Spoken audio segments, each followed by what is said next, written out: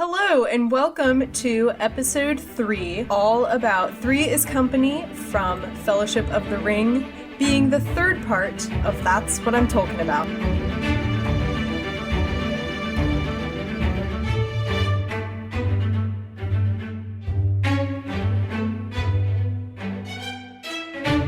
Hi, I'm Mary Clay, and today I am joined by Pixel, a wonderful, wonderful mod in our Discord over on Bacon and Eggs, which if you want to join, you can go to patreon.com/bacon and eggs.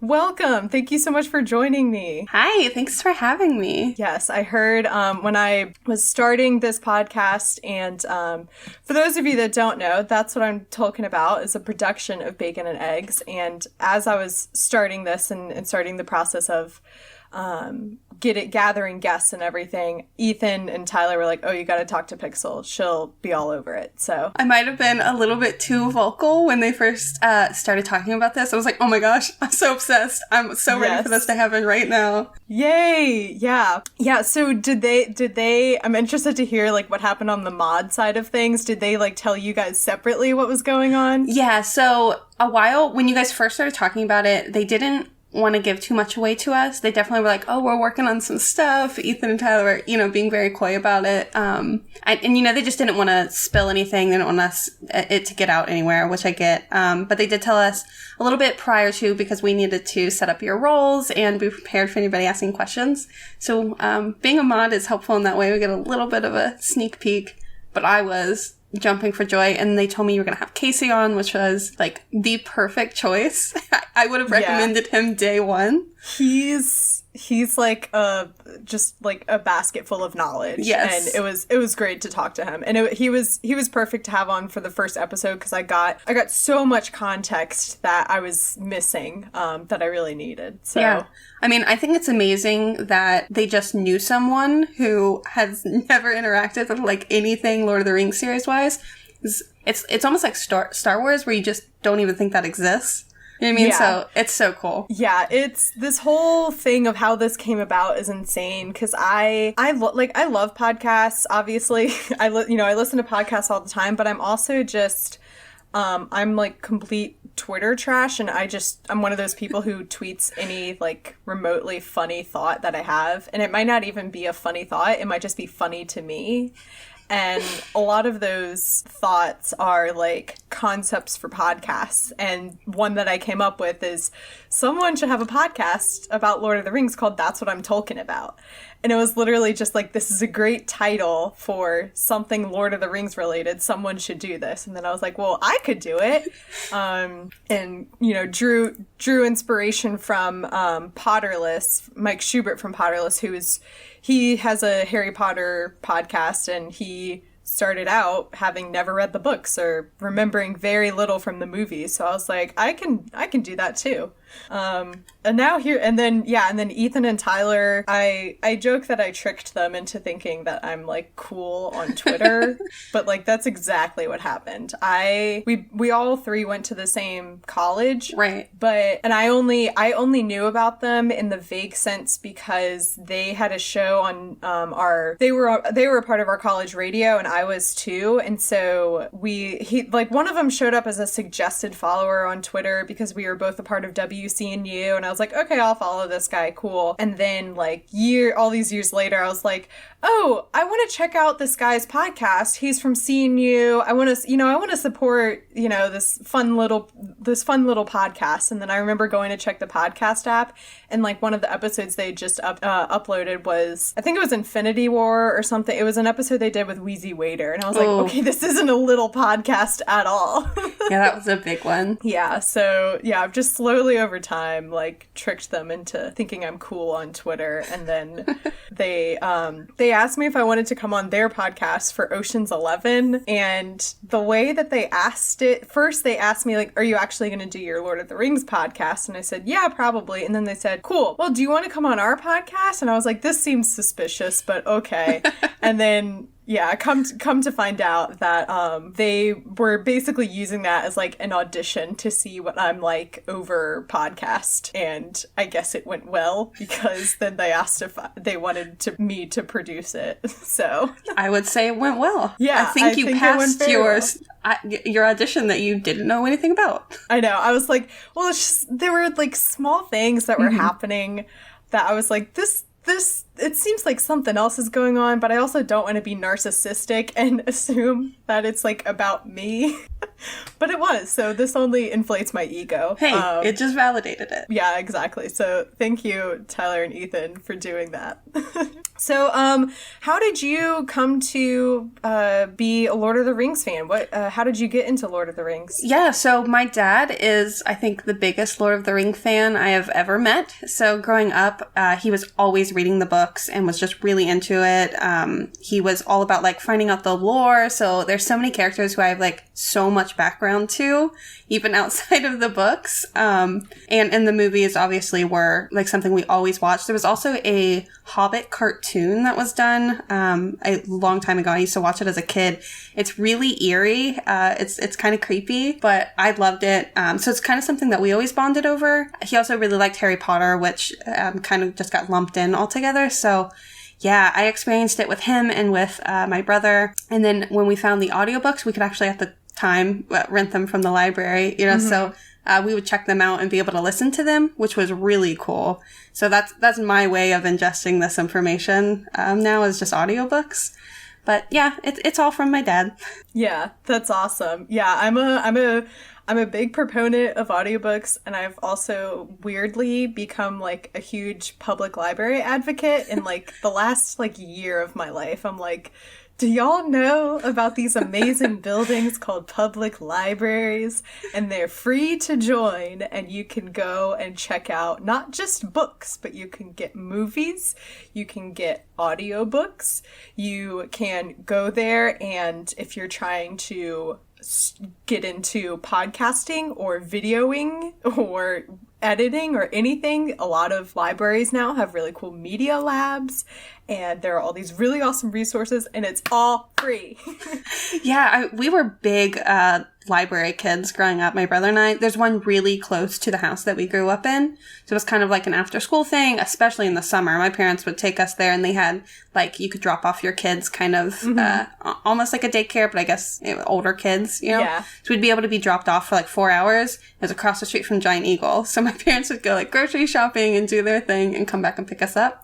We always played computer games. We weren't sitting down and reading, but they had like Scooby-Doo computer games. We were all about that. So we were at the library a lot. Yeah, it's funny because I can probably picture exactly like what like the kids section with those video games looked like, and it was probably called like the Kids Zone Fun Blast area. Yeah, I'm sure it was something like Kids Zone, and it had yellow and red pop out, lettering, and probably something to do with space. And... Oh my gosh, yes. Such a vivid image, so... Yes. Well, speaking of vivid images, let's talk about chapter 3. 3 is company. I'm a huge, I'm only 3 chapters into this, and I really... I get why people are like, yeah, Tolkien's a great writer, because his imagery and his writing is so descriptive, and it makes you feel a certain way. Yeah, absolutely. And especially listening to the audiobooks, I think you get so much imagery. I mean, I don't know how everyone else is taking this in. I know you're reading, or you're listening to it, the Phil version, right? Yeah, I'm doing a mixture of the audiobook and reading it, just because it helps me, remember it more. I'm reading it and listening to it twice, so I get the same information twice, right, so that when I come on to talk about it, I remember what I'm talking about. Yeah. I'm listening to the audiobook that I have. It's the Phil, Dragish? Dragish, I think. Dragish, yeah, it's the Phil Dragish version, and 10 out of 10 would recommend. It slaps. Same. If anyone is questioning which version, Phil Dragish is absolutely the guy to read this book. I mean, he adds so much life on top of Tolkien's already like amazing words, but he really brings it to life. It's like For me, I feel so strongly about the Jim Dale Harry Potter audiobooks. And I know there's a huge rivalry between the Stephen Fry, the Jim Dale audiobooks, but the Jim Dale audiobooks are great. And so if you're someone who is a Harry Potter fan and, wants to get into Lord of the Rings, because it's a kind of, pretty similar fantasy series. The Phil Dragish audiobooks have very similar qualities as the Jim Dale versions, because there's lots of voices and there's just so much personality being put into it. Yeah, I'm also Team Jim Dale, so I'm with you there. Yes, you get it. You get it. Phil Dragish's Gollum impression is great, and amazing. I will not try to impersonate it, because we don't need to hear that. So, all right. Chapter 2 ended, or rather, in Chapter 2, we find out all this backstory, and we learn about the ring. We learn the deal with the ring, and we're like, wow, this is intense stuff. This is serious. Gandalf is like, okay, Frodo and Sam, because Sam, you were listening. It's time for you. You need to take this seriously. This is a big thing that needs to be destroyed. Let's go. And it feels very urgent and serious and intense. And then we start Chapter 3 off, and it's like 3 weeks later. Yep, I have that written down as one of my first things. It really shows you, because that's like hobbits in general, which you'll continue to learn. It's like, oh, there's this imminent danger coming for me. I'm gonna take 3 weeks. Yes. And understanding that he's trying to build a story to be able to leave. I don't think that takes 3 weeks. Yeah. So that's what's funny is so Gandalf says, 3 weeks later, he realizes Frodo's still sitting around and he hasn't done anything. And he's like, hey, Frodo, you better leave soon and do something. Let's see. He says, you ought to go quietly and you ought to go soon. And, and then it says, 2 or 3 weeks had passed and still Frodo made no sign of getting ready to go. And yeah, Gandalf is the one that kind of has to nudge him and say like, okay, bud, it's time to come up with the plan. Yeah, you gotta go. Yeah. And Frodo comes up with this plan like immediately, which you're right. It didn't take him. I mean, he could have been thinking about this plan for those 3 weeks, but it's within this one page that he comes up with this plan. So first he says, well, I can't just leave, because it will spur all of this gossip and all of this talk, and it will be super suspicious. I've got to do this. I got to come up with a strategic plan and be smart about this, because otherwise people are going to wonder what's going on. And they're going to essentially talk about me like they're talking about Bilbo. And so he comes up with this plan that he will buy a new house in Buckland, which is where he originally is from, and he'll move there on his 50th birthday, or after his 50th birthday is over. And I like that there's this note that he makes that he feels most comfortable and more comforted by autumn and the fall. So he feels like he will be more encouraged to travel and leave when it's the autumn, right. Which also happens to be when his birthday is. And Gandalf is like, sounds good, just make sure you do it. Yeah, maybe just actually go. Yeah. Yeah, and I think it's big too with, you find out in the prior 2 chapters how big the birthday celebrations were for Bilbo, and in turn they're big for Frodo. So I really think he wanted to wait to be able to have that last party. Yeah. And it's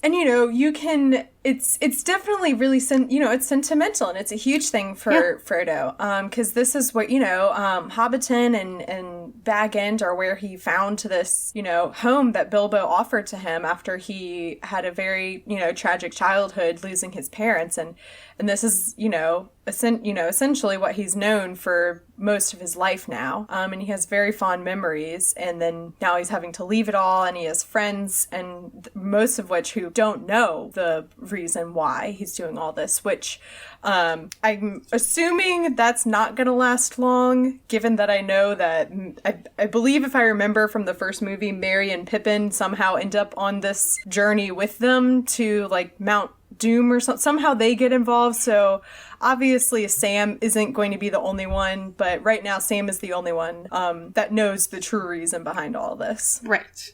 And that is only because he's listening in through the window. So. Yes. Oh my gosh. So, I currently Sam is not my favorite. No. His heart is in the right place, but he's very annoying, and he's just not to make another Harry Potter musical reference, which I did in chapter 2 episode, but for anyone who has watched a Harry Potter musical, which I recommend if you haven't already, the way that they set up Cedric's death, which spoiler alert, Cedric Diggory dies. What? Edward Cullen dies, y'all. Man. Poor, what's his name? Robert Pattinson. Mm-hmm. He had a great role, was in a great franchise, and then that went downhill. He's gonna be fast. Batman now, though, right? Is that actually happening? I don't know. I heard that it was. I guess it could just be rumored. I gotta look this up. I'm not completely against it. I mean, I honestly have not seen him act in anything probably since, like, one of my friends forced me to go see New Moon. Let's see. I mean, there's all these... it says he's gonna be Batman. I'm not totally against that. There's a Forbes article, Why Robert Pattinson is Perfect for the Batman. The Batman. What do they say? Oh gosh. Oh my, I'm not exaggerating when I say that only 1/4 of this article is showing because of the amount of pop-up ads that just came up. I cannot read this article. Gotta make their money. Okay, there we go. It said, depends on, you may only know Robert Pattinson as the hot dude from Twilight. But he hasn't been Edward Cullen for nine years now. Since 2012, Pattinson has actually been incredibly active, appearing in 10 feature-length films. Which films? He was in Good Times. What is Good Times? It was an okay movie. Good Times. It was an okay movie. I feel like he did really well in it, though, to, like, not be his Twilight character. Man. The only other movie I can think of him non-Twilight are Harry Potter and then there's that Remember Me. Yeah, and he was in Water for Elephants. That one, yes. That one was actually very good. That's a great book, by the way, if anyone's looking for a good book. And the movies, if I recall, not too far off from the book, too. So, anyway, yes, Robert Pattinson is going to be Batman, too. Anyway, so... In a Harry Potter musical, when they're setting up Cedric's death, because in the movies when Cedric dies, Voldemort goes, kill the spare. And so they set this up by saying, like, Harry and Cedric arrive at the graveyard, and Harry's, like, so annoyed with him, and he's like, oh, gosh, Cedric, you're just so annoying. You're just this guy who's always there when you don't want someone around. You're just always there. You're just the spare guy, the spare dude. You're such a spare. And then Voldemort comes in, kill the spare. And that's how I feel about Sam right now. I think he will grow on you. I'm not ready to kill the spare, but he definitely feels like such a spare. It feels so much like he's just there, and they're like, okay, Sam, you can come too. And you're going to get a lot more of that in this chapter. Yeah. Oh my gosh, so much. So, so they're preparing for all of, for this plan for Frodo to leave Bag End. And in order to do that, he has to sell Bag End. And I was listening to the audiobook the first time I went through this chapter, and he made a huge, like, dramatic pause before he finished the following phrase, and I lost my mind. If you follow the podcast on Twitter, I actually tweeted specifically about this. You can find that at Tolkien About Pod on Twitter.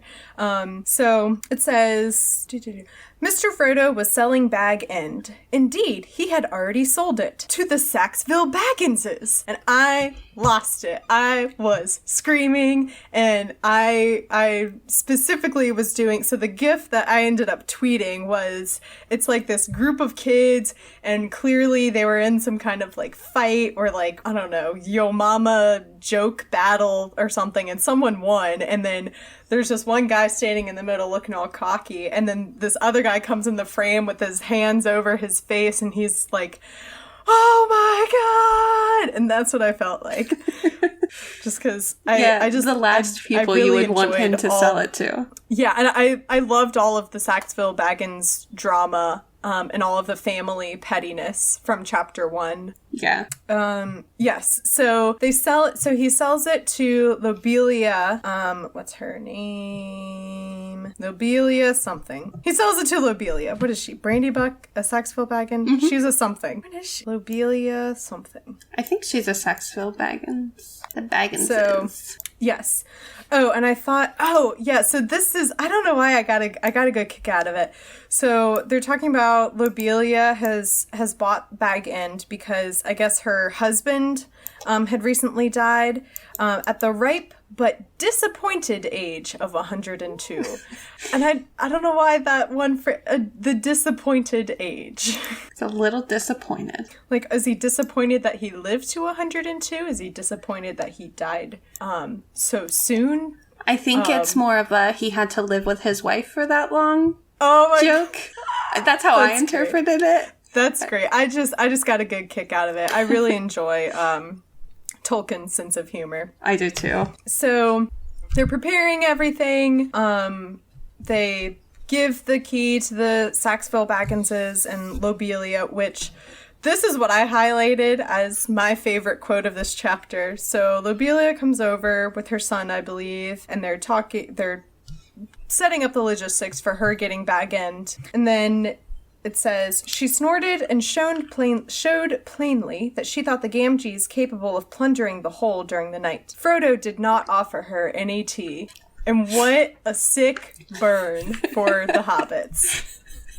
Such a good way for him to just, like, have one last snide kind of remark at her, you know? Yeah. I just love Frodo did not offer her any tea. Leave it on the best note possible. Yeah, it's like the most, and, you know, coming from Tolkien's world of the English, where that, you know, that's like the most horrifying thing you could ever do to another English person is, you know, not offer them tea. Even in my house, if you don't offer someone a drink, that's just, you don't want them to be there. Yeah. Yeah, so I love that subtext of he's done with her and is ready to get her out of the house. Right. And he's not openly rude to her, but it's just that one small thing that is a big deal for the hobbits. So while this is all happening, Gandalf comes home and says, I need to leave and go deal with some stuff, but I will at the very least be back by your birthday. Mm-hmm. And Frodo's like, great, sounds good. And we find out later that Gandalf is a no-show, which is a bit concerning, which we'll get to later, more about that. So Gandalf leaves and Frodo's birthday comes along, which I was really surprised that it was his 50th birthday. I don't think I had realized how much time had passed and that all of this is starting when he's 50 years old, because he seems, you know, like, in the movies, it seems like he's just a kid. Yeah, and hobbits don't, like, become adults until well into their 30s, I think. Yeah. I forget what the exact... it says 33. Yeah, 33. So, I think just because they live so long, that's, like, that time frame. But, yeah, a lot of years pass in between, like, him getting the ring and his journey actually beginning. Yeah. Yeah, I wrote it. Yeah, like, my first thing was that I wrote down, what's the timeline here? Because it just seems like things are so urgent, and then a lot of time passes with no action. Yeah, that's what I mean about the hobbits. They're just like so chill. It's it's like, oh, it's fine, I'll handle it. Yeah, and you're later. Right. He wants to have this like one last hurrah with his friends before he leaves. Very Bilbo. Yes, exactly. But not as dramatic. Not nearly as dramatic. Oh my gosh. Iconic Bilbo Baggins. So, so Frodo, all the preparations have been made, and Frodo's birthday party comes, and it's just a really chill night with him and a couple close friends, and they all sit around and talk and eat, of course, and then they go out and sit outside and look at the stars, and it just sounds like a very nice, peaceful way to, you know, have your last night or say goodbye to what you know, and to say goodbye to Hobbiton. Yeah, I think it was really sweet and sentimental, and I forget exactly how many people he had invited, 12 or so, a much smaller number than Bilbo's. So it felt very, like, sweet and intimate for Frodo to just say goodbye, because he knows he's not coming back, and everyone else doesn't realize that, obviously. They know he's moving to Buckland, but that's close enough by. He could come back and visit, and he knows that he can't do that. Yeah, yeah. Oh, that's so sad. Yeah, so he knows he has to go, and I love this. I think it was earlier, let me find it. The way that Tolkien described how, like, it's the Shire, let's see. The Shire had seldom seen so fair a summer or so rich an autumn. The trees were laden with apples, honey was dripping in the combs, and the corn was tall and full. And that just, it sounds so beautiful and picturesque, and that's so sad that Frodo has to leave that. Yeah, and it's always been his home and, like, his safe place, which he brings up later in the chapter, just that it's always felt safe to him. Mm-hmm. Now not only is he embarking on this, like, really scary journey that Gandalf just dropped on him, but he's leaving the only place where he's felt safe. Yeah. Yeah, I'll say he dropped it on him. Good Lord. Yeah. Dropped it on him like a ton of bricks. Like, okay, here's all this doom and gloom, but I can't do it because it's too big of a risk for me to have the ring, so you have fun. I'll see you later. You can handle this, no worries. Exactly. Also, I'll be back, maybe. Yeah.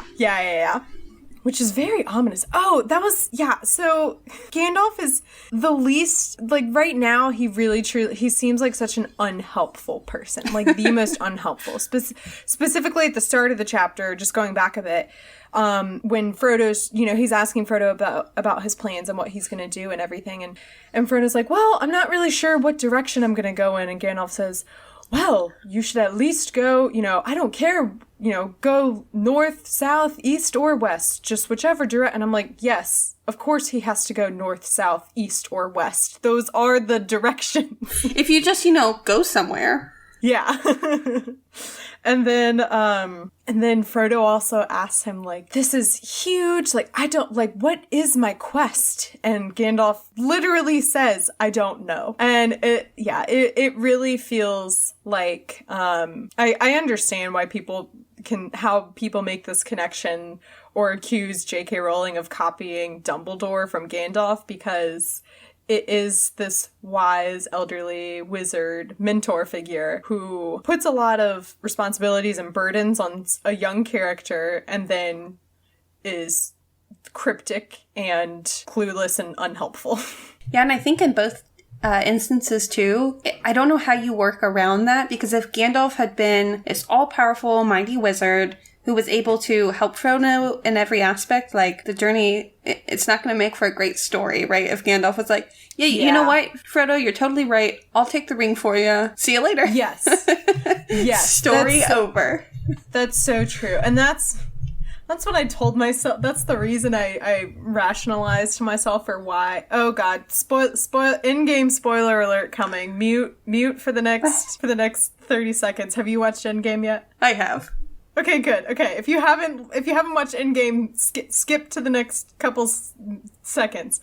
I rationalized to myself that the reason Captain Marvel was barely in the movie is because she would just get it done in a hot second. Yeah, if she had just come back, the movie would have been 10 minutes. Yeah, it would have been over so fast. And that's why that's the only thing I can rationalize to myself for why she wasn't in it, because I really wanted there to be more Captain Marvel because I love Brie Larson, but this isn't the Brie Larson fan podcast. Maybe that'll be a couple of years from now, but you need an offshoot podcast now. Yeah. Well, I'm joking that once I'm done with all of the Lord of the Rings content I can possibly get, that I can change the name of this from That's What I'm Told. It's so much wordplay. Okay. I can change the name of this from That's What I'm Talking About to That's What I'm Talking About, because my last name is Watt. That's hilarious. I love that. Yeah. And so I can just change it to That's What I'm Talking About, and it can just be about whatever I want it to be. So. Yeah, you will already have an audience. Yeah, I was going to say, Ethan and Tyler, I don't care if that's your plans for this podcast. That's what my plans are. We'll see. I mean, that's going to be several years down the line because it'll probably, I mean, going, one chapter a week at a time, it'll take me a while. And then there's The Hobbit and the movies, and there's all these other extra things I've been told as well that aren't just the books. And then there's also apparently a series on Amazon Prime that's in the works. So yeah, I have heard that. Yeah, I really hope that that actually does happen, because I think it could lead to a really fun potential reignition of the Lord of the Rings fandom and spur a lot of other, fun creative stuff. Yeah, I would love it. Mm-hmm. So as they've packed up everything and they're preparing to leave and they're walking out, and Frodo hears Sam's dad down the street talking to someone, and he can't really make out what the person is saying who's talking to Sam's dad, but he hears what Sam's dad says, and Sam's dad basically gives away all of Frodo's plans, right, and his itinerary and where he's going to live to this complete stranger, which just sounds, immediately I was like, this is suspicious AF. It's a very trusting old man. Yeah. And not only that, it was like, well, this is definitely going to come back. I'm not sure when, but it'll come back at some point. And you're like, oh, right now it comes right back. Yeah. Within 2 pages later. Something I love too is that Sam's dad calls him Big Folk because he's like a human. And yeah, I wrote that down too. Yeah, later on they call them big people. Yeah. And Tolkien capitalizes that it's a proper name of people, like the hobbits, the elves, the dwarves, big people. I want that to be what we call humans. Yeah, because everyone is a big people to hobbits. Yes. Elves are also big people, technically. Yes. Oh my god, I want did you ever watch Little People Big World? I don't think TLC? So. It was it was just like a Lifetime, reality TV show about this family, and the parents are both little people, and 3 of their kids are average height, and one of them is little, and they have this farm. And anyway, so the name of the show is called Little People Big World. I want Big People Little World about humans going to live in the Shire. I volunteer as tribute. Yes. That'd be great. So far, that's the second Netflix spin-off series I've come up with on this podcast. The other one was Casey and I were discussing Marie Kondo magic of, life-changing magic of tidying up, where she comes into the Hobbit and helps them clean up all of their knickknacks and everything that they hang on to. That's hilarious. This morning I was using the Marie Kondo method because I'm moving in a month.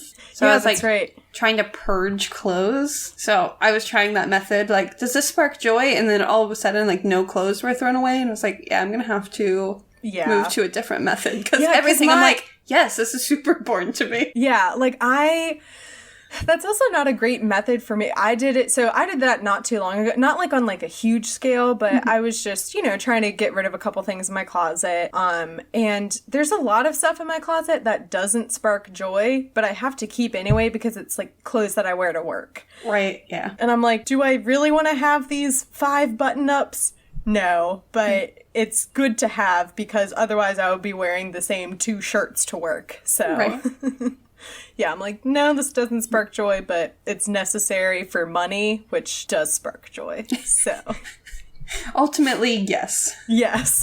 I'm going to be in real trouble, though, because my new apartment, the closet is this is hard to do on a auditory only experience, but it's a very small closet width wise, and I have a lot of hanging stuff, and I don't know what I'm gonna do.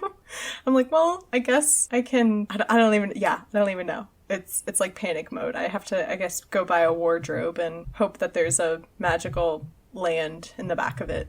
We will find Narnia. Yes, exactly. Wouldn't that be great? That's the real spin-off of this podcast. I mean, if that happens, yeah. I think you're gonna have to. Actually, I mean, in all seriousness, I don't think I'll actually end up doing this, but I think it might be cool to read some Narnia and C.S. Lewis, because I know that Tolkien and C.S. Lewis were like best buds, and they both had this huge love of like fantasy and writing and books, and like writing books for families to enjoy together and stuff. Yeah, I mean, I think it'd be really interesting. I don't know if anyone has ever done it, but like just comparing and contrasting those kinds of writings would be really cool. I know someone has done it with Harry Potter and Lord of the Rings. Like you were saying earlier, a lot of people are drawing from Gandalf and Dumbledore, and there are some other there's big so stuff. many. You know, the idea of the chosen stuff. one though is in so much here, because they were really comparing Harry and Frodo and how they're both like the chosen ones, and both of them are without their real parents, and you know, there are a lot of similarities, but I think you find that in so much in the fantasy genre. Yeah, last episode we were saying that there basically is no original content anymore. Right. You are putting your spin on some other content that's already been created, or maybe mashing a couple of concepts together, and that's okay. Yeah. That's essentially what this podcast is, because there's a lot of other podcasts out there that are like, we're going to read this book chapter by chapter, or I'm going to experience this form of media for the very first time and talk about it with people who are already huge fans of it. So yeah, but I think you get a huge audience and people who want to digest that kind of content, and that's all that really matters. It makes people happy. It sparks joy. It sparks joy. Yes. Full circle. As long as it sparks joy. That's correct. So they get ready to leave, and they overhear this conversation, and then Sam comes running over, and where is it? Because I want to read it. It's a great quote. Oh yeah, so Sam, after they overhear this stranger talking to Sam's dad, Sam runs over, wiping his mouth. He had been saying farewell to the beer barrel in the cellar. So I love that right before they leave, he needed to grab one last drink. And this is the first time Sam's ever leaving the Shire. Yeah. So I'm sure he was really nervous. We're not getting his total point of view, but that's his character type. You know, he's and we nervous. find out later more about where he was during this particular time. But also, I kind of get the impression that Sam's dad is really proud of what's happening and what Sam's doing, that he's going off to do this, and that it's a really big deal that he's going off to help, and he's been entrusted with helping Frodo, who is, you know, the heir to this huge, you know, fortune and treasure and property. Well, I mean, he doesn't own the property anymore, but yeah. But like that name, being Bilbo's heir, is still a big deal for the hobbits, and he's almost like Frodo has this like air of being that I don't think Frodo realizes he has, but it's a big deal. Like even with Bagman being higher up than other houses in the Shire, I mean, there's a lot of imagery that he uses to put Bilbo's name and fortune above the rest of the Shire. Yeah, definitely. So they're off, and it is at this point that I'm like, why are they walking? Yes. They're walking there. It's like, I want to take a leisurely stroll. Yes. And this is where we get another comment on Sam's character. And they're all talking about their packs and everything being heavy, and they're teasing Bilbo because Bilbo's gotten a little bit chubby, and they're like, well, no wonder you think your pack is heavy. You're kind of fat now. Anyway, and Sam says that his pack is really light, and he's happy to take more off of Frodo's load. And it says, said Sam stoutly and untruthfully. And I love that, just, you know, short little snippet of his character. Yeah, he's always really willing to help, and we see a little bit more of that later, too. He's like, he does not mind, I don't know, like, serving him in a way, if that makes sense. Also to that, like, Frodo being of another stature. He just has so much willingness to help him. He's just there to help, and he's there to, you know, please Frodo as much as he can, I think, and make him happy. So they're walking, and after a while, you know, they rest overnight, and when they continue their journey the next day is when trouble starts, and they hear someone approaching or walking not too far behind them, sounds like on horse, and they're like, that's odd that someone would be following us. Maybe it's Gandalf. And Frodo has this suspicion, this feeling that it's not Gandalf. So they decide to hide. And as this person or being or whoever approaches them, they see that it is a black horse and someone with a big black cloak and hood riding it, which is the biggest way to symbolize that this person is not good. Yes. Needless to say. Shroud him in darkness. Yes, exactly. When I was a senior in high school, I directed this short play for my, like, senior project, and it was, like, a parody of so, like, within the play, they were doing this parody of something really, like, something that could, like, earn a bunch of Oscars, and it's really heavy with metaphors and all this other stuff that's, like, really corny or whatever, and literally one of the lines was, like, symbolism, symbolism, symbolism, and that's just what that felt like to me, was, like, this huge figure is trotting along on this huge dark horse. He has a big black cloak. His face is covered in shadow. It's not good.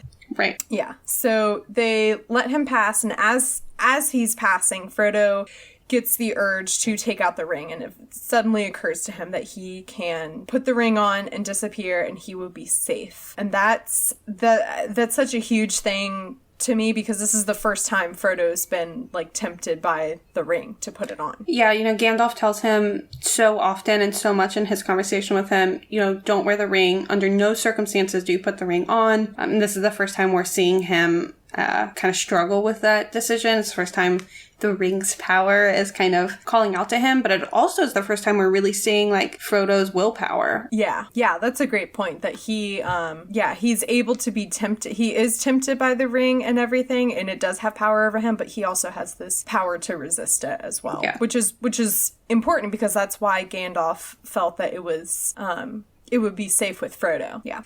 And then also so this figure, as it's passing by, it makes this really creepy note that he, like, is sniffing for them. And that just seems I don't want that. Yeah, I mean, I think it, too, like, makes it clear that, like, this isn't just a quote-unquote big people. There is something more ominous to this being. This is not just a dude riding through trying to find Frodo. Yeah, it's much more sinister than that. Yeah. Absolutely. Yeah, and that's when this is when they also drop in the phrase big people. Like, what are big people doing here? It cracked me up so much when I was listening to it, just the way Phil was saying that. I completely forgot. I don't think they ever used that term in the films. It's like, big people. Yeah, well, and that's what's always fun about, going back to read the book, that was, made into a movie, is that there are all these fun little details that can't be included into the movie, or maybe things that, just aren't that big of a deal or are glossed over in the movies, and you can appreciate them more when you're reading them. Yeah, especially this series, you'll find later that there are just, like, complete characters who are omitted from the films, I'm sure. And so much more content in the books. Yeah, I'm sure. Yeah, so they're kind of talking, and not Sam, what's his name? Pippin is, or actually, no, this might be later. Does this happen later? No, it happens now. No, it happens later. Sorry, I'm trying to, well, that's why I'm not even on the right page. Yeah, here it is, sorry. Anyway, so after he passes and they're safe again, and they all come out and start talking, and they're talking about, what's this big people doing here in the Shire? And at this point, I feel like Pippin deserves to know what's going on. Yeah, Pippin is totally unaware. He thinks they're just traveling to Buckland. He's going to meet back up with Mary and, what's the other boy's name? They call him Fatty. I don't remember his actual name. Which is so random that his name is... Yeah, let me find it. I do remember. Go ahead and keep talking. But, like, he just, in his head, like, he really is just taking a leisurely stroll with his good friend Frodo, who's moving to Buckland. And, like, he's going to get to be on this farewell journey, and he's just going to meet back up with Mary and Fatty. And I think he even says something about, like, that was really weird, that guy's just here, and no one's going to fill him in. Yeah. Poor Pippin. And also, I don't know, in a way I feel bad for Sam, because he's probably the most unequipped person to be along on this journey. Yeah, and I think he realizes that. Yeah, when all this happens. And so this is what I wrote in all caps, Sam, work with me here. I want to like you. Because this is when Sam reveals that he had actually overheard that conversation or saw what was happening and went and asked his dad about it when he was talking to that stranger. And he got the full story from his dad. And we find out that this big mysterious person, a big folk, came and asked Sam's dad about Frodo and where he was and what's his deal. And we definitely don't get a great impression from this retelling of what this person looked like or what this figure looked like and who he is. And it's definitely very shady. And it's like, well, why, Sam? You should have said something. Because maybe we could have been a little more cautious. Because all this time they've been like, singing and they're just having a fun little journey and spending time together and talking and singing and all this stuff. And then meanwhile, this very ominous figure has been following them. Yeah, it kind of shows to him being so naive too. I think he was just kind of like, oh yeah, that was weird. This guy was just looking for you. He's like, oh wait, maybe that was the creepy guy. Yeah, it's like, wow, what a weird coincidence. There was this other big people that came by our house earlier, and he was asking where you went, and my dad told him, but I told him your exact plans too, on where you were going, where you were moving.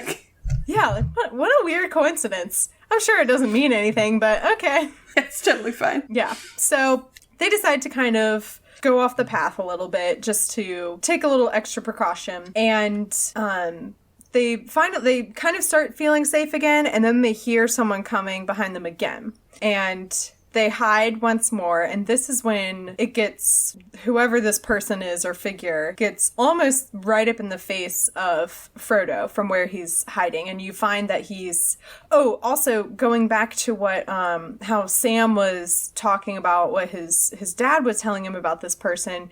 His dad said something like, yeah, he paused outside of Bag End and seemed to stop and smell the air. And I'm assuming that I don't know, because it just makes all these notes that he's specifically like sniffing, and then he stops and smells the air of Bag End. So I'm guessing he like can track people by scent somehow.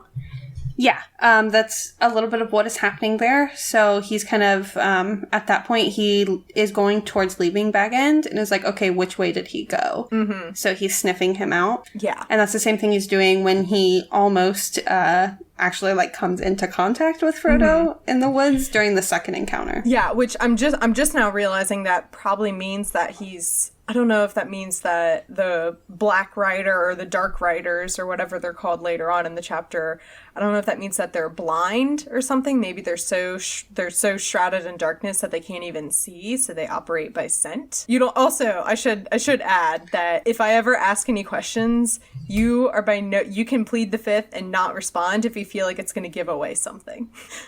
Okay. I will say that you will find out exactly what the reasoning is for like the sniffing and everything. Great. Because you'll find out what the characters are actually, like what the beings are a little bit later. Yeah. So the figure is getting closer and closer to Frodo, and Frodo basically almost has the ring on before he even realizes what he's doing. That's how panicked he is, and that's how strong the ring has its power over him at this point.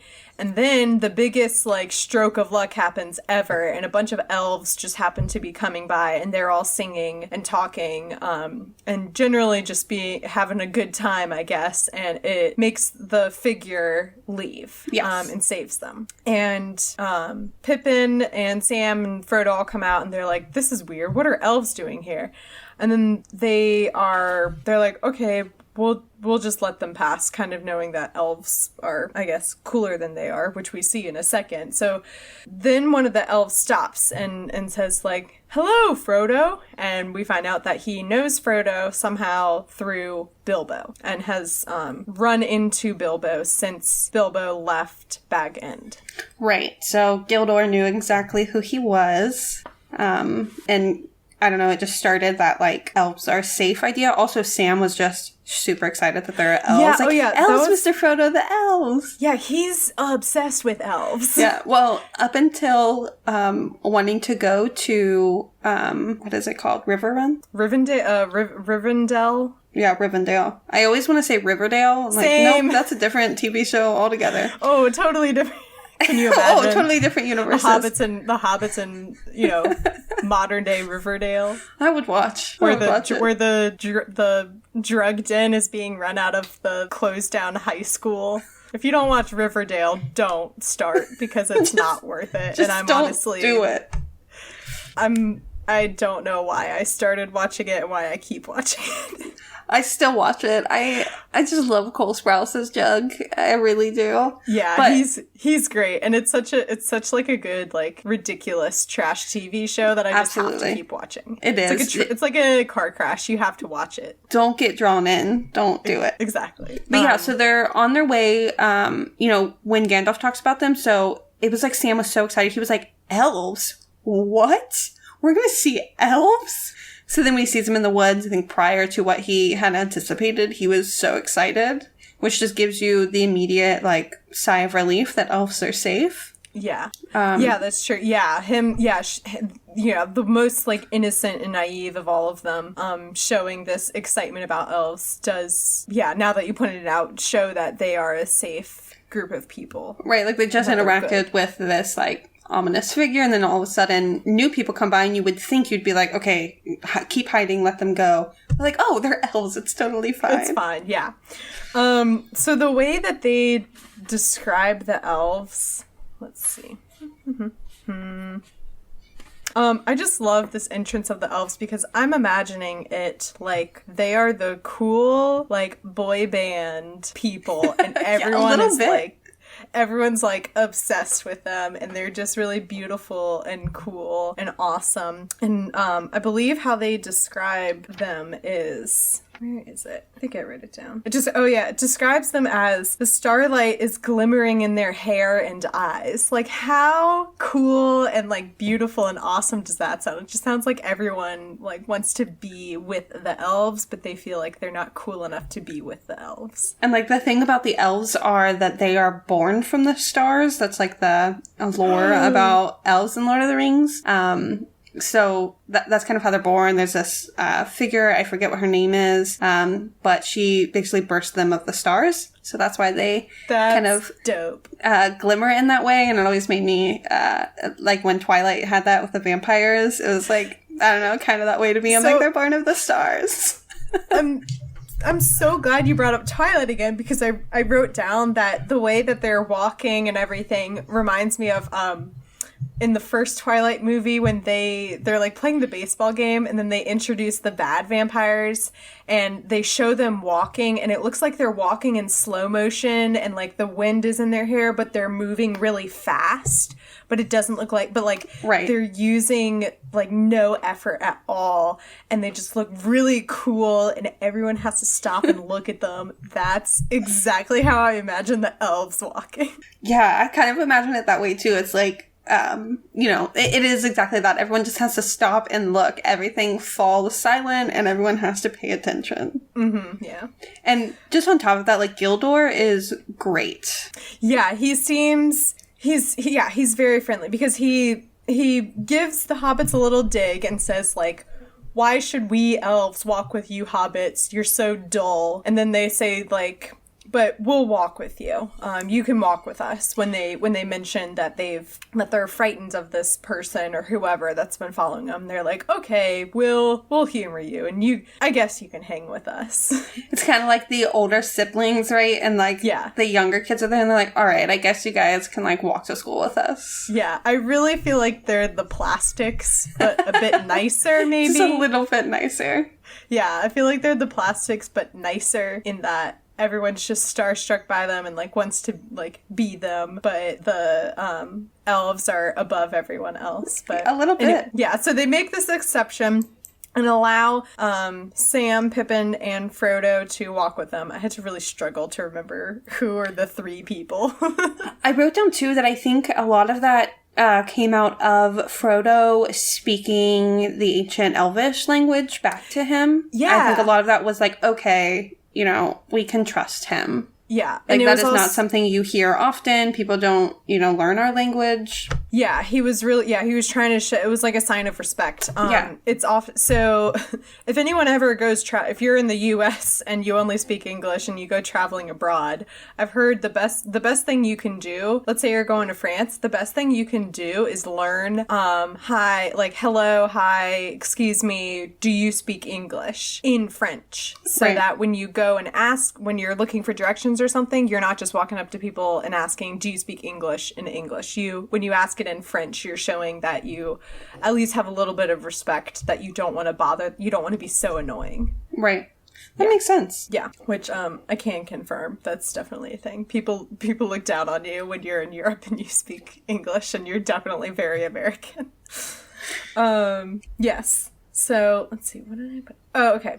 So they take them with them, and they all walk and find a good place to rest for the night. And this is where I get a little confused. So they're describing what I thought was like an open field, and it's surrounded by woods. And then all of a sudden there's like fire, and they're in some kind of a hall that the woods and the trees have formed. So is that like their elf magic or something that did that? This is a place that they have, so it's hard for someone to find, which is the only way, the elves say it's miles and miles away for a walk, so they have a really long way to get there. But it is already like set up in that way. So when they get there, it's like, okay, now there's like halls of trees where they've made it so that they can live in this area. Mm-hmm. So it's kind of like almost like, I've set up this cabin that's 5 miles out, and kind of in between where I need to go. So It's already set up that way. Okay, got it.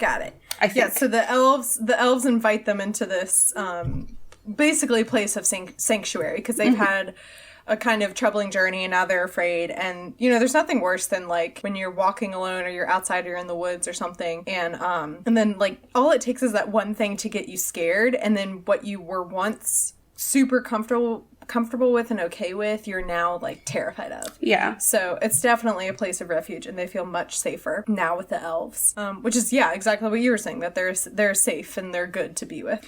So Gildor and Frodo start talking, and we learn that Gildor knows something. He knows somewhat about what's going on, and that this isn't just a case of Frodo leaving Hobbiton. He's left Hobbiton for a specific purpose, and it has a much bigger purpose than just, selling his house and settling down to someplace quiet. He is protecting something and trying to prevent a lot of danger, has a lot of responsibility on his shoulders. Right. Which is, I kind of get this impression from the elves, or at least from Gildor, that they're like the centaurs in Harry Potter, where the centaurs are somewhat, they're perceptive to like the fates and the stars, and they have a vague idea of the future, and they have a vague understanding of like of predictions and like what's going to happen. And so that's kind of the impression I get from at least Gildor, that he has this vague understanding of what's going on. And I don't know if that's just because that's the quality of elves, that they're connected. I mean, it makes sense now that you said that they're born from the stars or whatever, that they would be perceptive to the fates and stars and the future and everything. Yeah, and you'll learn a little bit more about like, there are so many different types of elves. So definitely the case, though, that they are like a more perceptive being, and they're much more worldly. So they, have this big connection. And he even has, when he's having this conversation with Frodo, talks about how Frodo, I forget the exact quote, but he says, you can cut yourself off from the world, but it's going to continue around you, and it'll make its way to you. Yeah. And how he words that much more profoundly than I just did. Yeah, but, I know exactly what you're talking about. Basically, he's just saying, like, the world is going to get to you, and the elves are so intertwined with all of that they don't keep themselves to one area. Yeah. They're almost nomadic in that way. Yeah. Yeah, so so Gildor says, but it is not your own shire. Others dwelt here before hobbits were, and others will dwell here again when hobbits are no more. The wide world is all about you. You can fence yourselves in, but you cannot forever fence it out. Yep, that's the quote. Yeah. It battled for my favorite quote, but didn't quite win out. Oh, okay, cool. Yeah, like, man, that's some good stuff right there, Gildor. That, there are people who came before you and people who will come after you, and that it's not all about you, Frodo. Not everything's about you. It's not your shire. You can't sit with us. Yeah, you can't sit with us. Which I can totally picture the elves saying. You can't sit with us. I feel like this conversation, too, that we're talking about that he's having with Frodo is, like, instrumental to what you're going to read next. Mm-hmm. Just for Frodo's whole journey, because he's really trying to get advice from this, like, grand figure that he's now looking up to, almost in absence of Gandalf being gone. So, now that you bring that up, that's, Frodo brings that up to Gildor and says, like, Gandalf was supposed to show up a couple days ago, and he didn't. And Gildor shows some concern about that. And it says he pauses. Yeah. And it's actually where my favorite quote that I picked from this is he says, "I do not meddle in the affairs of wizards, for they are subtle and quick to anger." Yes. And I love that because, as you'll read, like, that is just Gandalf in a sentence. Mm-hmm. That is him. That is what we know of wizards, because what we get is mostly Gandalf. Yeah. But he shows so much concern where he, like, stops. And he even says, I think, like, well, what does he say? He says, like, that's unsettling, or... I do not like this news. That Gandalf should be late does not bode well. Yeah, it does not bode well. Yeah, that's it's not good. Yeah, and with this grand figure, to say that, you're like, oh no, this must be really bad. Mm-hmm. And also in this conversation, when Frodo is asking about the Dark Riders, or whatever they're called. What are they called? Are they called Dark Riders? I think that's what they're calling them right now. You will find they have a real name. The Black Riders is what they're calling them now. And Frodo asks him about it, and what's his name? Gildor. And Gildor says, "Has Gandalf told you nothing?" Mm-hmm. And yeah, apparently he has told him nothing. It's like, all right, well, it's not my place. Yeah, exactly. Yeah, and Gildor operates by that for that saying of, I'm not going to get in Gandalf's business. If, there's a reason he didn't tell you about this, so I'm not going to be the one to tell you. And so I'm also glad you brought up that quote that he says about wizards, because it's, again, this great sense of humor that Tolkien has.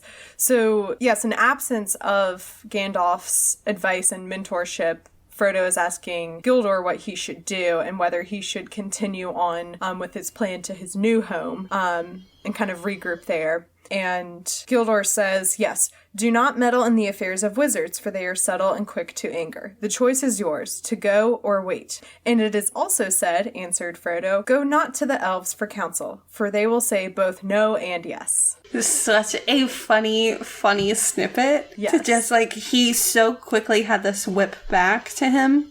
And I also think that it kind of alludes to him being like Gandalf again, because of what you said earlier with Gandalf being like, oh, go northwest, east, south, I don't care. It's like that same thing. The choice is yours. Go or wait. Yeah.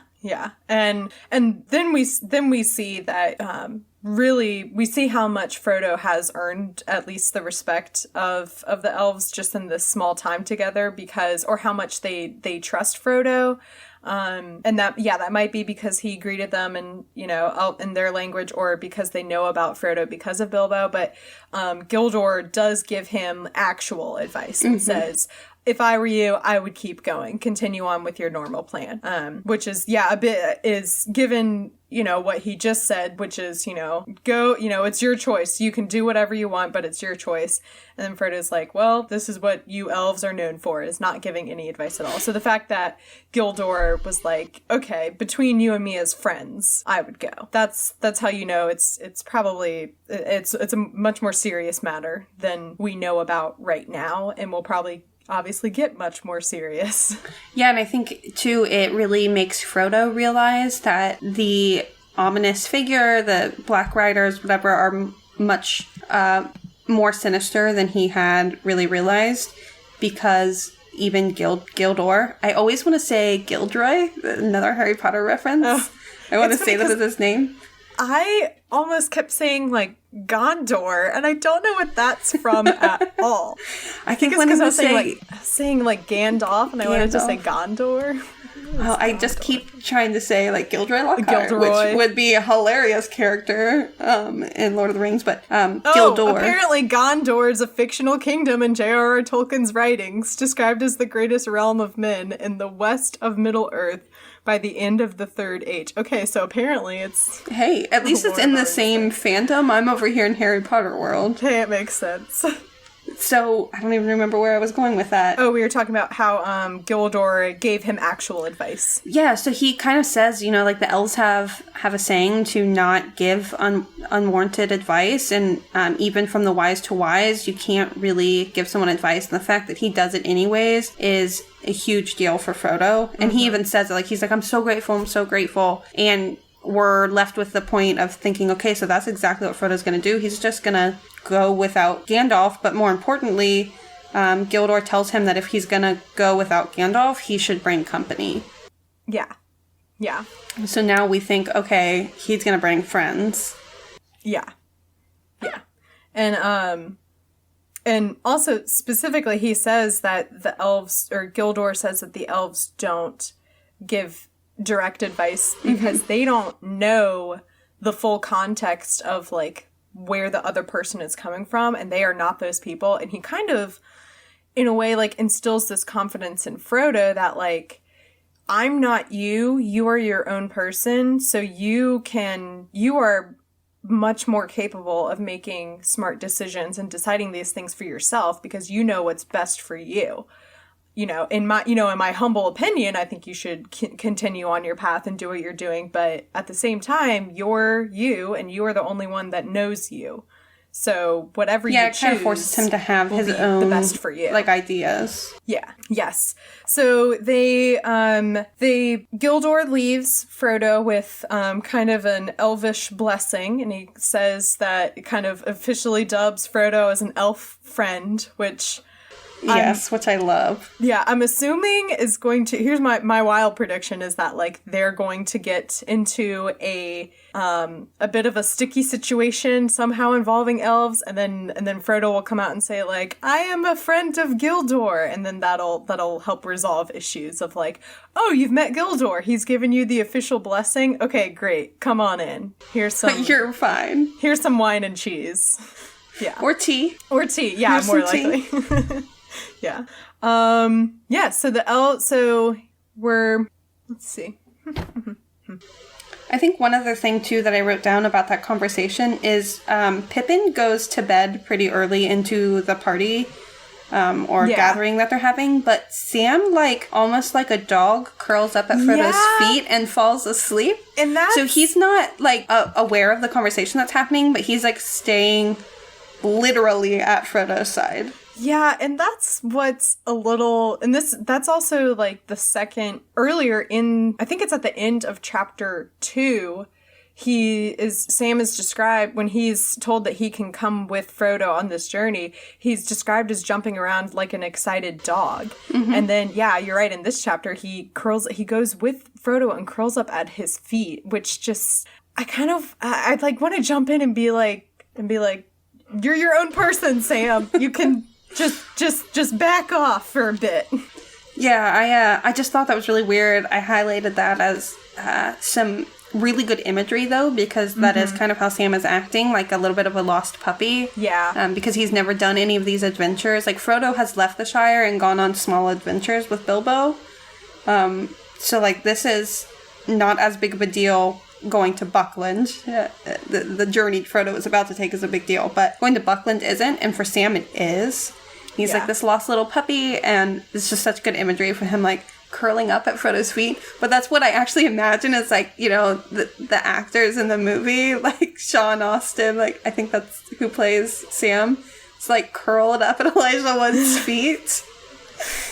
Is that who plays Sam? I'm not the person to totally ask. Crazy. I know that. Well, actually, this brings us. That's the close of the chapter, but that kind of brings us into our quote unquote discussion question, which isn't really a discussion at all. If you want to send me a fun question, spoiler free questions, preferably please. You can do so. You can send me a DM on Twitter or Instagram at TolkienAboutPod. And this question comes from someone on our Discord, which again, you can join. Go to baconandeggs.com/ no, wait, no, that's the reverse it. Scratch that, reverse it. Patreon.com/baconandeggs. We're really nice. You should join us. Yes, they're great. They're great. And we have a thread specifically for That's What I'm Talking About. Anyway, and someone asked, if you could pick one cast member from any of the Lord of the Rings trilogy movies or Hobbit trilogy movies to narrate the audiobooks, who would you pick? Oh, that's such a good question. Wowza. I remember reading this because I think the person who asked deleted it because they thought it was like a spoiler. Yeah. I'm looking up everyone who's in The Lord of the Rings. Well, while you're looking that up, given my little knowledge, I'm going to go with Benedict Cumberbatch, who is the voice of Smaug, yes. or Smog, or however you say his name. Yeah, Smaug, the dragon. I think the common answer is going to be Ian McKellen, who plays Gandalf. Yeah. But I actually think it would be really cool if, like, Orlando Bloom plays Legolas, who you'll run into later, were to voice it, or one of the females, which would be really cool, like Liv Tyler. That would be nice, yeah. Yeah, I don't think there's any other, like, crazy popular voice actors in here. There's no, like, Morgan Freeman of the series who would really, like, have a voice that you great. Just want to hear. I mean, that if I could just pick anyone in general, Morgan Freeman. But that's going to be my answer to anything you ask me for someone reading. So, yeah, I think my answer is going to be Ian McKellen because that's obvious. Like, Gandalf reading it would be amazing. Yeah, that's probably what I would have said, too. Except I remembered that Benedict Cumberbatch is technically in The Hobbit, so works for me. I think that's a great answer. Yeah. Well, yeah, that's kind of it for our discussion for this chapter, this episode. Thank you so much for joining me. What would you like to plug, and where can people find you on the internet? Yeah, you can follow me on Instagram at PixiePixels with 2 Z's at the end. I don't even remember what my Twitter name is, but I'm not active enough on there. But you can always find me on the Bacon and Eggs Discord page or the Bacon and Eggs Facebook page, which I'm sure we will do some questions for you on there and for That's What I'm Talking About. So definitely follow Bacon and Eggs on Facebook. You can find me on their Discord. You can find me on Twitter. You can find me on Instagram. Awesome. Cool. That's What I'm Talking About is a production of Bacon and Eggs. You can go to baconandeggs.media to learn more. You can find the podcast on Instagram and Twitter at TolkienAboutPod. You can use the hashtag TwitterPod, which is TWITA pod. I will be using that acronym so much. I love it. Well, one, I just like how it sounds. It's Twitter, but it's like you're saying Twitter, but badly. And it's also just way shorter. So use the hashtag TwitterPod if you ever want to share something for other people to find. Please don't tag me in spoilers or send me questions or anything related to spoilers. I understand that, like, technically the spoiler ban for Lord of the Rings was lifted many, many years ago, but, like, you know, just be careful about that, please. The whole point of the podcast is to live through the magic, so don't ruin it. Yeah, exactly. And I'm interested to see what my first big spoiler will be, because there will be some. It's going to happen at some point, and I'm really excited for that. I was stressed out doing this too, like, oh, don't reveal anything. Yeah, that's why I was saying, like, you cannot respond to something. If I if I ask something, you don't have to say anything if you're like, I don't, because even sometimes, like, saying, like, yeah, maybe gives away a lot. Yeah, absolutely. You can find me on Twitter at MCWatt416 and Instagram at MCTurnDownForWatt. And do you have anything else you'd like to add or say? No, I appreciate being on the podcast, and I hope everybody has a great time. Awesome. That's what I'm talking about.